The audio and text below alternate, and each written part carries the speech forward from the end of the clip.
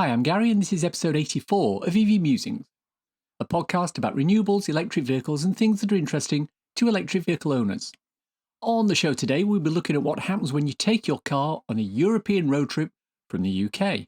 Before we start, I wanted to remind you that the weekly EV Musings newsletter has moved from being issued on a Tuesday to being issued on a Wednesday. The content will be the same and will still be free. Although you can always become an EV Musings patron if you wish to support both the podcast and the newsletter. Our main topic of discussion today is long-distance road trips to another country. Primarily, this is aimed at people in the UK who want to go to Europe, but there's no reason this couldn't apply to people in Europe wanting to go to other places in Europe or even coming across to the UK. I must start by saying that the state of the European charger network is getting better and better every day, pretty much like England. 5 years ago, a trip to, say, Italy in an EV would have been fraught with concern and range anxiety. Even 2 years ago, the infrastructure was a lot less robust than it is today. But with companies such as Fastned and Ionity putting chargers in on an almost daily basis, range anxiety is virtually a thing of the past. At the moment, the key word when planning a trip such as a journey down through Europe has got to be preparation. With the current state of charging, it's vitally important that, unless you have a Tesla, you do a bit of research beforehand. This is because, apart from understanding where the chargers are located and whether they're working or not, it's important to understand the various payment methods you'll need to employ. In the UK, the government has mandated that new chargers be set up to allow ad hoc payments. Most people understand that to mean payment by a contactless card. In reality, that's not entirely accurate because it could also mean you have to scan a QR code on the charger to go to a website that allows you to enter your payment details. In Europe, and I assume elsewhere, this is probably not the case. I don't think they've got that sort of mandate in place. And what this means, unfortunately, is that if you're doing a European road trip, you're going to need to be prepared for all sorts of different payment methods. If you cast your mind back to the second episode we ever did of the podcast on charging, we talked about having a backup charge when selecting your charging location. In countries such as France and Spain, this is very important, as they tend to have a lot of single charger locations that can be out of service or occupied quite easily. So let's start by talking about planning. So what I did was, as I said, I did use Better Route Planner. I got a good idea really of what we would have to do, how many times we would have to stop. That's friend of the podcast, Andrew Till. His wife is Italian, and they took his e-Niro down there a year or two back. We did France into Italy, and then we did on the way back up. Yeah, so that's Italy, Austria, Germany, Belgium, bit of France, back to England. So, in terms of the planning aspect with the Better Route Planner. So what I did was, as I said, I did use Better Route Planner. I got a good idea really of what we would have to do, how many times we would have to stop. I think it turned out to be more times. It did turn out to be more times than I planned, but anyway. And then I clicked through on PlugShare, and I was clicking at the chargers and trying to work out what RFID cards I would need. Because that's the name of the game at the moment. Do all your planning in advance and work out where you're going, which networks you're going to be using, and how these networks need payment. In France, for example, the main network is called Corridor. It has chargers alongside the main traffic routes in France, with 150 locations across the country, usually 50 kilowatt charge speed. And to access these chargers, you'll need an RFID card. However, if you're heading across to the continent, you're going to want to grab yourself a little something to make the job easier. So before we left, I got New Motion. The New Motion card, that was one of the ones that I felt would work most of all over Europe, and it did. And the New Motion, that was a brilliant card to have. New Motion is a company owned by Shell, and they've set up a system whereby you can use their RFID card at a huge number of chargers across many charging networks. The idea is very simple in that you flash your New Motion card when the charger asks for ID, and authentication and payment is all managed by New Motion. Be aware, however, that oftentimes New Motion will add a small levy per kilowatt hour for every transaction. You might be paying, say, 35 euro cents per kilowatt hour direct to Corridor, but 39 euro cents per kilowatt hour with New Motion. If you're using NewMotion with the already expensive Ionity network, you'll end up paying potentially an eye-watering amount. On the subject of costs, I asked Andrew how the costs differed to a similar charge in the UK. Yeah, that's a good question. I think it was a bit more. So yeah, those corridor charges in France, they were quite expensive, although less. Well, actually, so at the time, Ionity was only on, was it €8 at the time, Ionity? So that was quite cheap. The whole trip was relatively cheap. I mean, it would be much more expensive now were I to do it now. So in all, I spent 230 euros, I think it was. It would be €302 now if with Ionity's pricing now. I think that works out to about £245 or something, £247, something like that. But yeah, if I were to do the same trip in the UK, probably would cost much the same. I would say. I don't think there was a massive price disparity, really.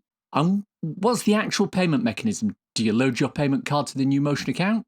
Yes, you add your payment card and then it deducts it automatically. So that's good, actually, because you don't have to worry too much, unless they've changed it, which is possible. But yeah, it made it quite convenient. I didn't have to worry about having a certain amount of money on there. And you get invoiced, I think it's monthly, and you get an invoice through and it tells you how much you charged and the rest of it. And you get an invoice per region, from what I remember. But NewMotion was really good, and in fact, the NewMotion app was really good as well. And I kind of hate to say it because, of course, NewMotion is actually Shell. So I'd rather avoid any of the oil giants based on what I just said. But still, their app was really good, and I believe it still is good, although I've not used it for a while. But you can drag sliders around and it will tell you how much it's going to cost each charger and things like that. So yeah, that was a really good app. Yeah. As has previously been mentioned, Andrew did a lot of his route planning using an app called A Better Route Planner. Now, our app of choice on the podcast is ZapMap. And incidentally, we'll be talking with Melanie Shufflebottom from ZapMap in an upcoming show. But the reason Andrew used A Better Route Planner in place of ZapMap is that ZapMap doesn't yet cover any geographic area outside the United Kingdom. One of the things that A Better Route Planner does is it gives you a battery state of charge estimate for each stop. In other words, it says if you start with 89% at this charger and travel at the speed limit to the next charger, you will arrive with X% state of charge.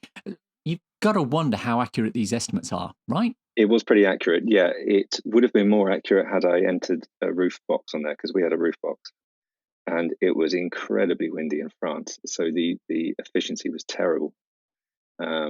It went down to something like 2.4 miles per kilowatt hour, with 25.8 kilowatt hour per 100 kilometers. I think it's the other way of doing it. So yeah, so that went very low, and I wasn't used to that because the e-Niro, as you know, is really efficient, and I hadn't seen those sort of low numbers before. So I was freaking out a little bit at that stage. But then it improved massively. The weather improved, and you realise just how much that affects it. And but yes, because we had the roof box, that obviously made things worse. But there is a silver lining to all this extra drag.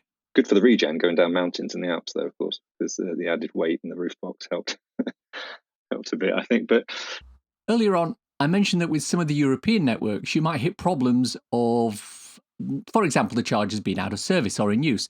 With Andrew having a wife who can drive, the dynamic was established early on. She found the experience absolutely fine, actually. It was me panicking more than she was, because I was generally the one. I mean, what would happen is she would be driving actually a lot of the time, although we did take it in turns, but she would be driving a lot of the time, and I would be sat in the back on my iPhone frantically looking at a better route planner to see what kind of state of charge we might be in when we get to the next charger. And it was a bit of a crazy situation, really. I mean, now you've got a better route planner on CarPlay or Android Auto, and that would have made the trip so much simpler, much less stressful. The one thing you're going to be fighting whenever you go somewhere new is the lack of familiarity. In the UK, we know the networks we use, we know the chargers, so there's very few times when we panic about getting to and using a unit. But Andrew's comment about sitting in the back on his iPhone frantically looking at the state of chargers could indicate a lack of confidence in the infrastructure in Europe. from what I could tell, there were large parts of France where you could drive through. I think Spain is pretty bad as well for this, from what I understand. And yeah, you could drive through a lot of parts of France, and you would really struggle to find a rapid on the motorway that you'd be driving through. It was it's a lot more sparse. I think if you're going through Germany and Netherlands, things like that, I think it's all much better. North of Europe is much better, I think. Fans of Norwegian vlogger Bjorn Nyland will know that in Norway the infrastructure is very robust and reliable up there. Sweden and Denmark, yeah, they almost, but to a lesser extent. In fact, I was interested to know what Andrew thought of the infrastructure in Europe, so I asked him, on a scale of 1 easy to 10 difficult, how would he rate the charging experience? For me, I would say that's a good question. Right? It depends, doesn't it, on your how experienced you are, I suppose. So for me, I would say it was probably 4 out of 10. It was far better than I was expecting. If I was new to the whole EV game, I think I would have found it much worse. Would have been far more stressed. It has to be said, however, that Andrew's experience is almost 2 years out of date. Since he went to Italy, the infrastructure has improved across Europe, with companies like Ionity installing far more chargers in the last 2 years than in previous times. So, were some countries more advanced when it comes to charging than others? I would say, actually, we started doing destination charges when we got to the sort of north of Italy. So we went north of Italy and then through to Germany, and then we started doing destination charges. And of course, once you do that, you don't rely on the public charging network so much. So it's difficult to get a good idea just how convenient it was. But I had a feeling that the moment I went north of Italy, the moment I was in Austria, Germany, that all seemed to be much easier. And when I was looking on a better route planner, I was seeing them crop up everywhere, and you got loads of fast Ned and things like that. And everything seems better there. France felt a bit more difficult, although now there's a lot of Ionity chargers. So it would seem as though judicious use of the new motion card and a focus on Ionity chargers is the way to go, right? So to kind of ensure that I could charge everywhere that we stopped, I used this app called Charge Map. That's Nnamdi Jenkins-Johnson. He came on the podcast last season to talk about his E2008. While he was here, I asked him about a couple of trips he'd done to France. So we took the I3 out to France. The longest journey we made was this was in 2017. We went to Brittany from London. I mean, I should say the i3 I had the range extender. If we hadn't had that, I don't think we would have made it. Nnamdi's first trip was in the i3 Rex in 2017, and he echoed what Andrew said. When he went back last year in his E2008, things were far better. So tell me about the Charge Map app. Which was really, really handy, and you're able to get an RFID card from them, and they do very similar things to what ChargePoint do or Plug Surfing do. They work with lots of different EV charging companies, and you just need to have that one RFID card to use with lots of different companies. So that's what we used. That worked really well in terms of RFID from ChargeMap worked really well. It was just the infrastructure that let us down. In summary, the thing to remember is that travelling abroad with an EV is not radically different to travelling around your own country with an EV. The steps and process are the same. Plan your route, check charge availability using an appropriate app, have a backup charger for emergency use if your first choice charger isn't working, and ensure you have the appropriate payment methods for whatever networks you're going to be using. Having a new motion card or the ChargeMap app or RFID card will make things a lot easier in Europe. Now, we've said it many times on the podcast. The infrastructure will never be as bad as it is today, and each day it gets better and better. This applies equally to Europe as it does to the UK and North America. My thanks to both Andrew and Nnamdi for their time in helping me put together this episode. There are links in the show notes to Andrew's set of videos about his European road trip, which go in so much more detail about the process than we just discussed today. It's time for a cool EV or renewable thing to share with your listeners. If you're a big coffee drinker like me, and especially if you tend to get your coffee from chains such as Starbucks, you might wonder just how carbon neutral they are. Well, if you buy an espresso at Starbucks, brewed in a machine running on renewable electricity, most of the carbon footprint of the drink comes from how the coffee is grown. Now, Starbucks are looking at ways to make coffee being grown carbon neutral by the end of the decade. The process is quite complicated, but it involves doing things such as using apps to classify the health of the soil that the bean are grown in. And this helps to target the use of fertiliser, a large source of carbon in the growing process. Targeting fertiliser limits the carbon footprint. There are other little things they can do, such as breed and test new varieties of coffee trees that can better resist disease. The trees can produce more coffee beans, which means that they also sequester more carbon in the soil, while helping farmers with small plots earn a better living. Coffee is very susceptible to climate change, so trying to remove carbon from the life cycle and reduce the overall carbon footprint is always good. Now all we need to do is get fully recyclable coffee cups and a renewable energy to roast the beans, and we'll be on to something. And that's the show for today. Hope you enjoyed listening to it. If you want to contact me, please use the evmusings@gmail.com email account or the EV Musings Twitter account, MusingsEV. If you want to support the podcast and the newsletter, please consider contributing to become an EV Musings patron. The link's in the show notes. If you want a quick reference ebook to read on your Kindle, I wrote a little something called So You've Gone Electric. It's available on Amazon worldwide for the measly sum of 99p or equivalent, and it's a great little introduction to living with an electric car. Links for everything we've talked about in the podcast today are in the description. If you enjoy this podcast, please subscribe. It's available on iTunes or wherever you get your podcasts. Please leave a review as it helps raise visibility and extend our reach in search engines. If you've reached this part of the podcast and are still listening, thank you. Why not let me know you've got to this point by tweeting me at MusingsEV with the words, "Got your new motion card?" Nothing else. If you see the tweet I sent out which announced the release of this episode, please feel free to reply to that with the same phrase, "Got your new motion card?" Thanks as always to my co-founder Simon. You know, he likes extremely good food service when he's dining out on holiday. The waiters have to be on the top of their game, especially if he's dining al fresco. So a little bit of bad weather can really ruin his dining experience. And it was incredibly windy in France, so the efficiency was terrible. Thanks for listening. Bye-bye.